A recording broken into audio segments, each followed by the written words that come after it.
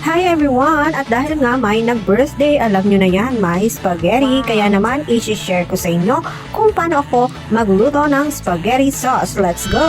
Sorry, hindi na natin napakita kung ano yung mga nilagay natin dyan. Pero naglagay tayo dyan ng garlic at i-chop nyo yun na maliliit ng 325 pieces.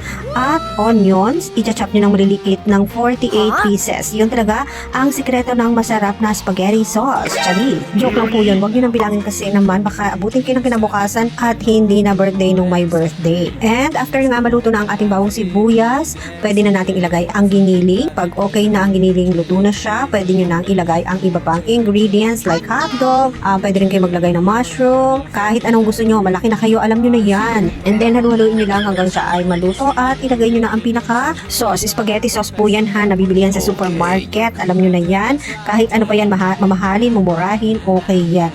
Kung anong bet nyo, dun kayo. At hayaan mo lang siyang kumulo para maluto yung sauce at lumasa na yung ating sauce sa ating mga ingredients. And then, pwede na kayong maglagay ng magic syrup. Ay, hindi pala nagma-magic syrup. At pagkatapos nga siyang kumulo, ay pwede kayong mag-add ng cheese kaagad. Pero ako, nag-a-add lang kami ng cheese kapag meron na siyang pastang kasama. Sa ibabaw ba? Parang toppings, ganon. At tatapos na naman po ang ating isang episode sa ating cooking show. Ay, wala pa ng cooking show. Maraming salamat nga sa panonood. Kahit alam ko namang alam niyo na kung paano magluto niyan.